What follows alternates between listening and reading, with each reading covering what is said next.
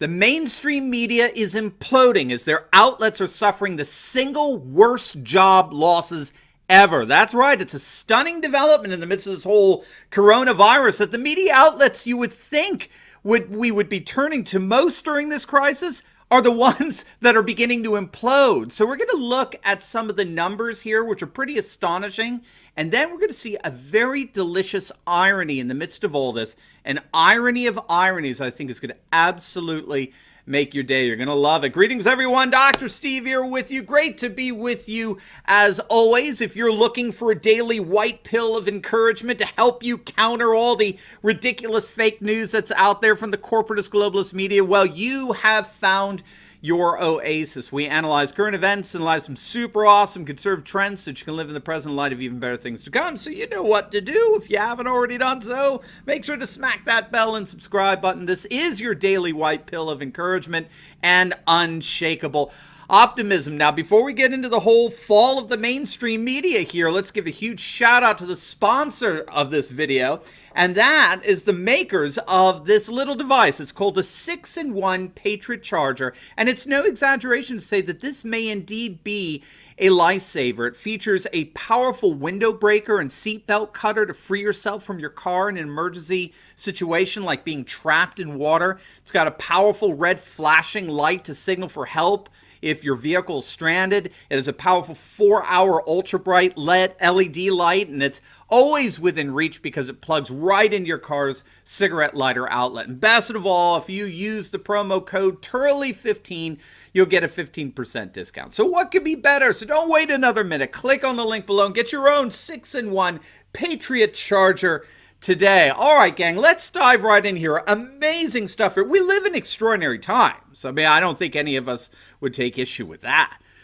But one of the more extraordinary things we may never have guessed at is how the coronavirus epidemic would be the occasion for the implosion of the mainstream media. But that's precisely what appears to be happening here, as detailed by the king of the mainstream Marxist media itself, the New York Times. They turned a lot of heads a few days back when they published their findings on the amount of job losses suffered by those who work in mainstream news media outlets. According to the Times, more than 33,000 news professionals have either been furloughed, have lost their jobs, or have had their pay reduced since the beginning of the economic lockdown brought about by the pandemic. According to the chief economist at Indeed.com, new listings for jobs in the media have fallen 35% in the 60 days before April 3rd, as compared to the same time period last year. He also compared as well to the overall drop in job offerings, which has been around 24% overall, which indicates that the news media has been hit exceptionally hard. Now, this news is coming out around the same time that NPR, National Public Radio, has had to announce that they'll be slashing executive pay as their company faces massive revenue losses as a result of advertising drying up throughout this coronavirus pandemic. Now, what's so interesting is that this New York Times piece recognizes that this free fall and loss of media jobs didn't start with the pandemic. We have to realize that this process of the mainstream media shutting down, as it were, has been going on for some time now, long before the pandemic. The Pew Research Center reported a study just the other day that found that the United States newspapers have shed half of their employees, half of their newsrooms since 2008. Indeed, we've done videos on this before. Newspaper circulation today here in the United States is at its lowest it's been since the 1940s. We talked about this as well.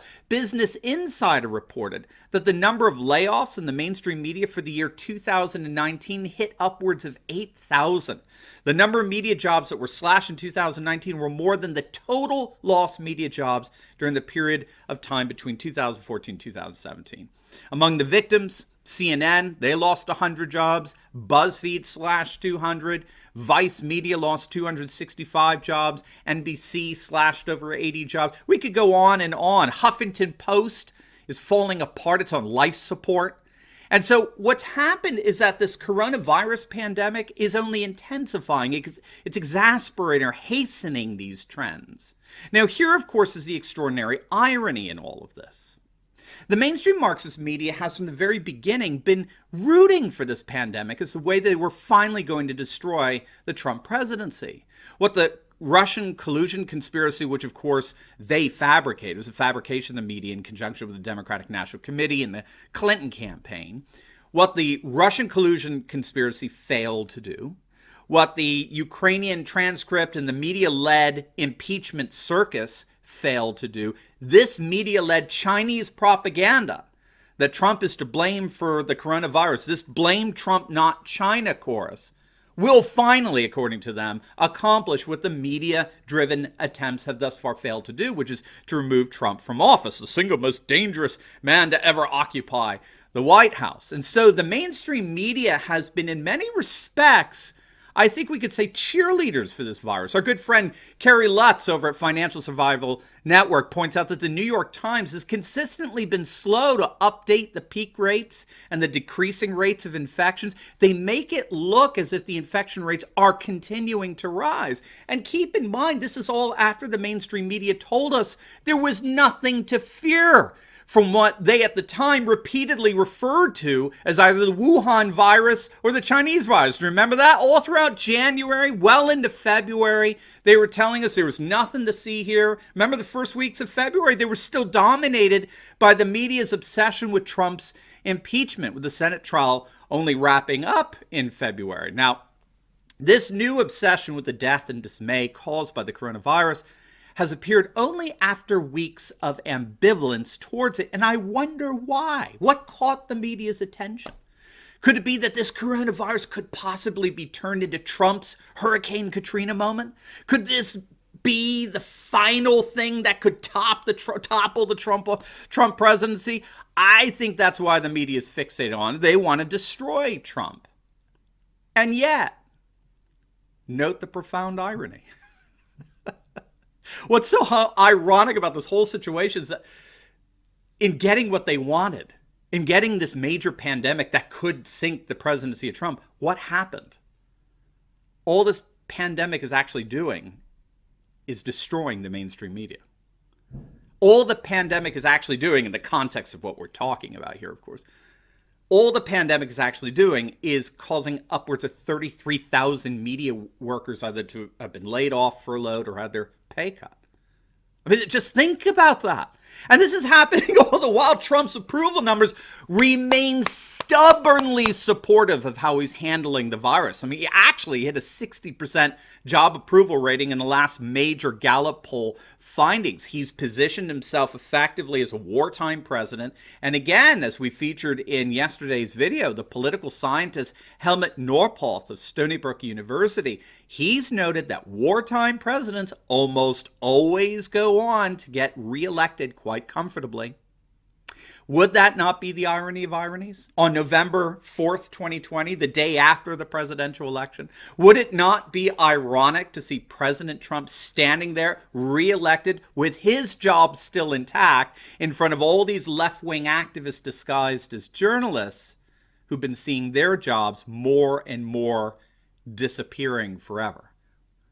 Would that not be the irony of ironies? Here they were wishing for a pandemic to result in Trump losing his job. And in the end, all the pandemic did was to result in the loss of their own jobs. Now, before you go, you definitely want to check out my video I just uploaded on Trump suspending all immigration to the United States. It's an absolutely bold and magnificent move on his part. And get this, 80% of the public supports it. You're going to absolutely love it. So make sure to click on the link, and I will see you over there. God bless.